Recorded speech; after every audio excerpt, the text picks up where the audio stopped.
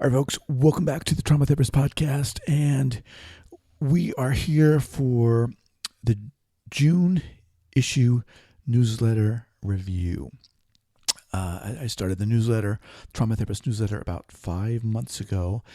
And each month, well, first of all, it goes out the first of every month to the subscribers. And you can go to the traumatherapistnewsletter.com to learn more and subscribe. But it goes out the first of the month to subscribers, and kind of like the middle of the month. I'm a little late this month, but middle of the month, I do a podcast episode going over a bit, a portion of what the newsletter has and contains. You know, I get so psyched after I talk to my guests.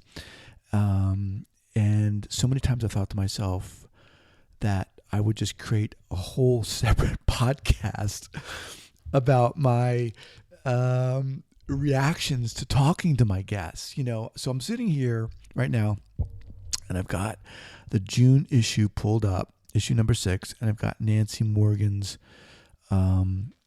photograph. She's on the cover. Nancy Morgan is, and I'm smiling. She's so friggin' inspiring, this woman.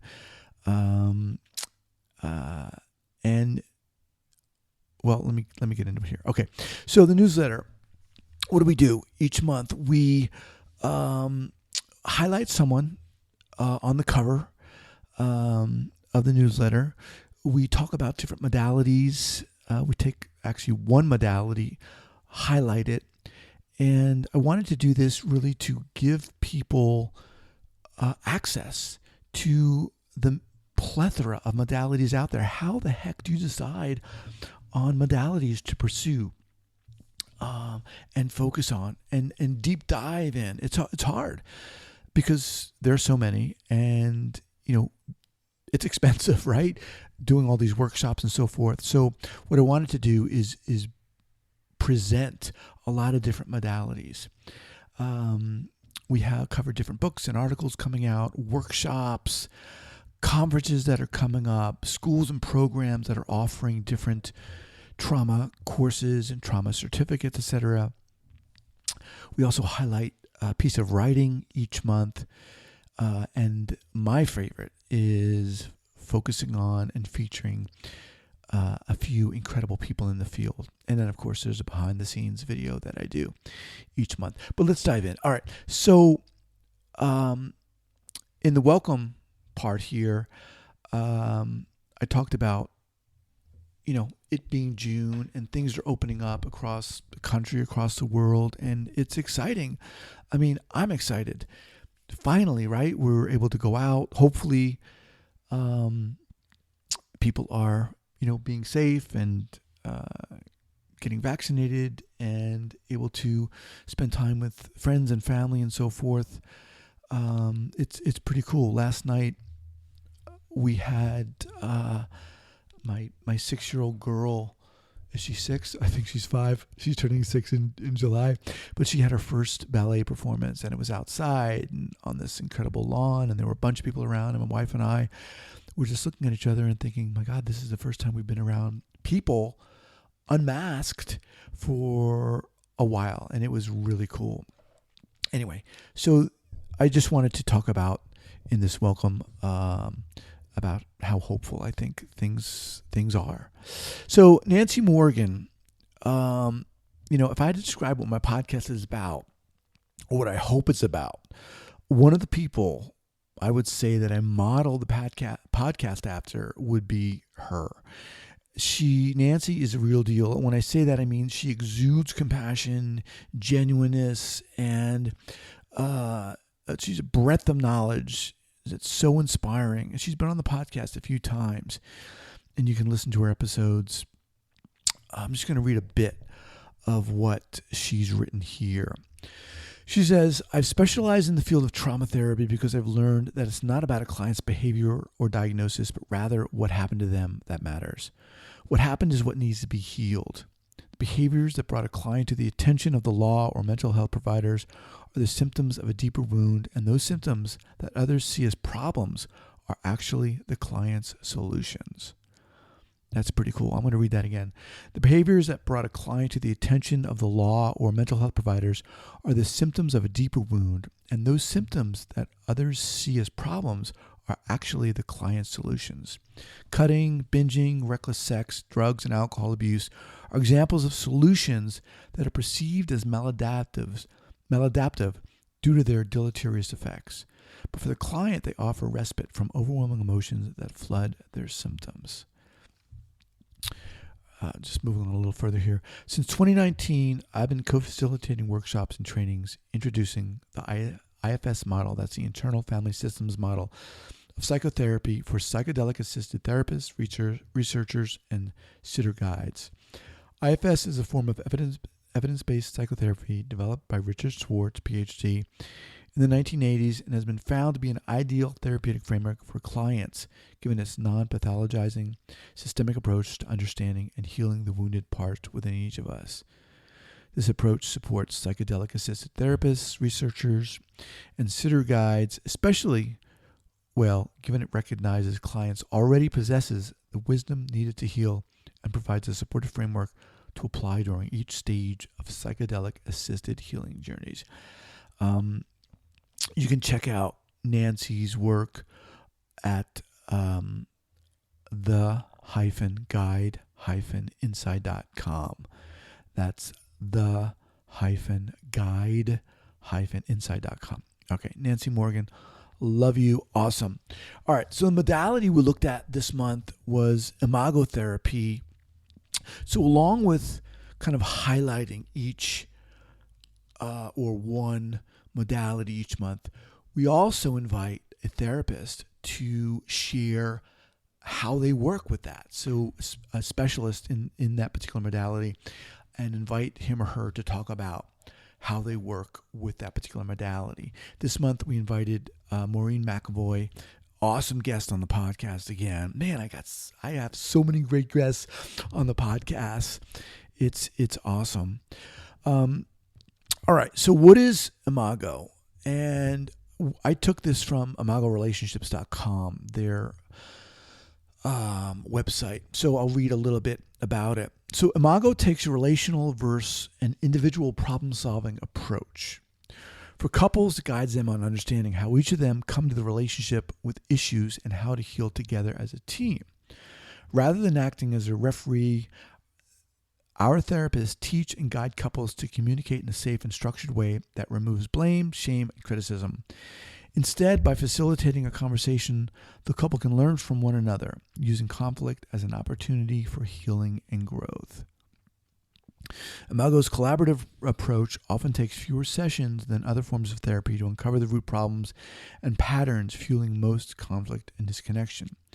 Imago's approach also lessens most common concerns partners may have about participating in therapy. These concerns or fears may include belief a couple should solve their own problems, fear of being blamed for relationship issues, concern therapy won't bring lasting change, lack of progress with previous forms of therapy, or the belief that the current status of the relationship should be left alone. All right, that's just a little bit about Imago. I'm not going to read everything that's on here.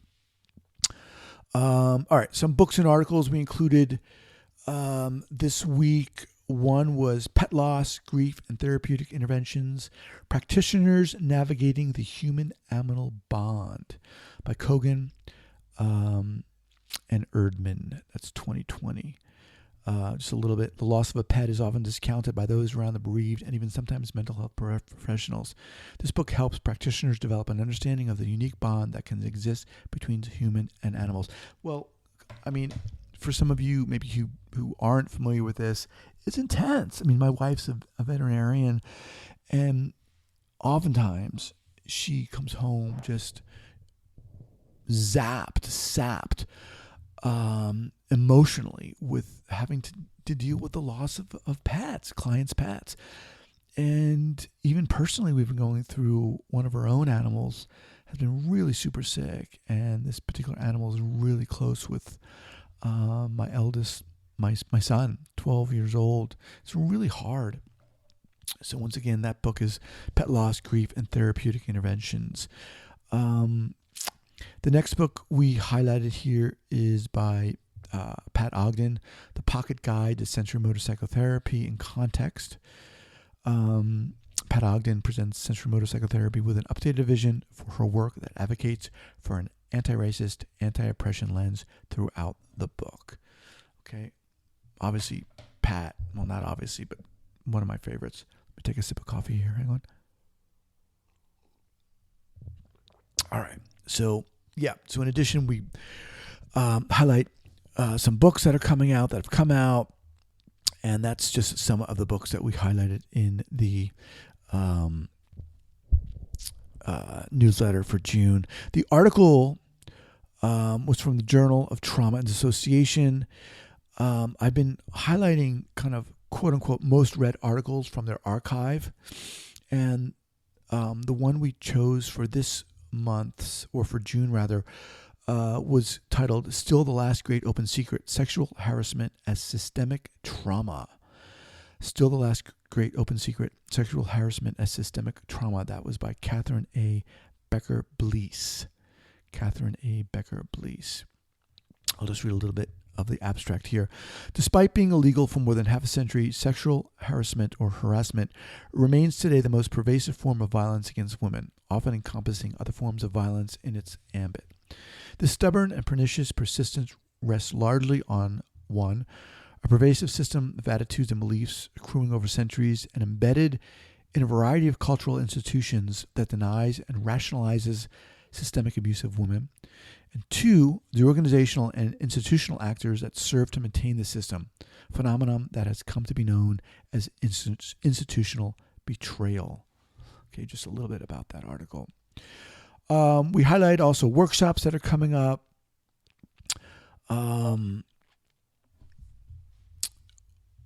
One was, and this one is ongoing, it's called The Integrated Trauma Therapist, Incorporating IFS with EMDR and Psychedelic Medicines for Treating Complex Trauma and PTSD.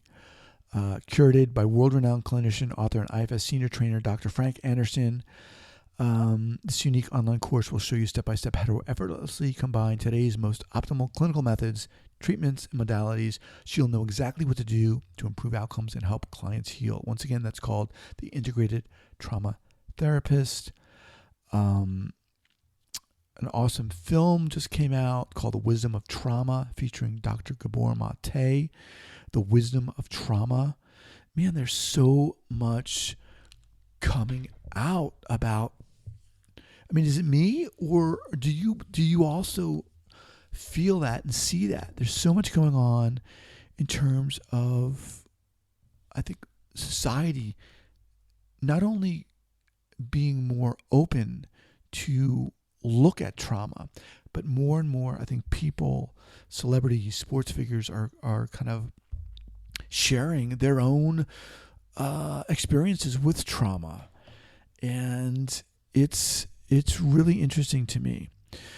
All right, that's just an aside there. There was another video that I included in here called Intergenerational Trauma, the Master Series from Collectively Rooted with Bessel van der Kolk.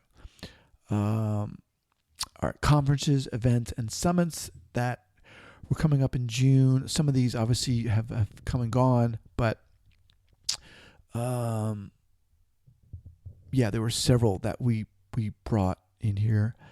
Some in July that are coming up. Trauma and Resilience Virtual Conference. That's July 19th through the 23rd. Once again, the Trauma and Resilience Virtual Conference. Another one coming up in August, the National Conferences on Addiction Disorders. So I'm not going to read all those. Some schools and programs we included here. I'll just give you one. City College of San Francisco has a trauma prevention and recovery certificate. And you can read about that, again, by going to the City College of San Francisco Trauma Prevention and Recovery Certificate. I included this section about the schools and so forth because still to this day, I'm talking to people, my guests, and they're sharing that, their own experiences of having gone through graduate school or programs where still, there's not a lot of education on trauma, if you can believe. So I wanted to do that each month, highlight certain universities or programs that are offering education and courses and certificates in trauma. All right. Once again, my favorite section here is the incredible people section. People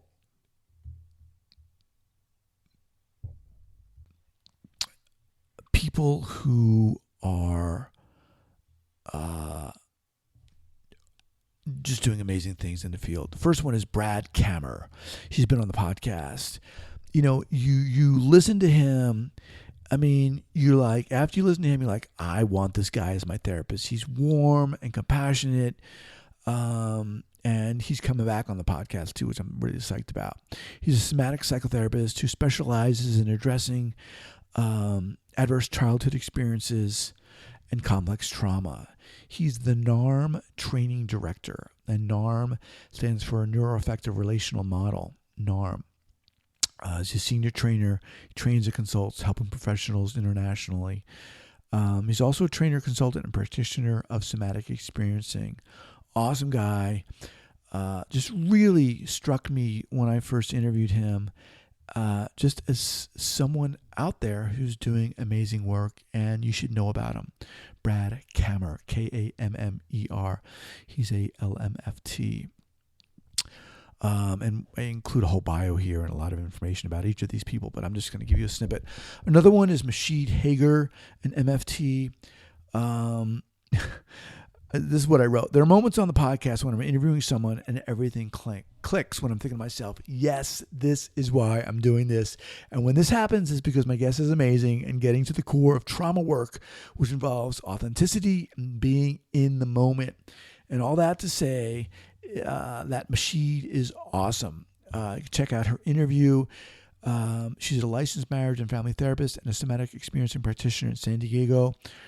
Her professional life includes providing therapeutic services to clients from all walks of life. She's originally from Tehran, Iran. She's author of the short story No Way Back. And when you listen to her episode, let me see if I can find that episode here for you. Hang on.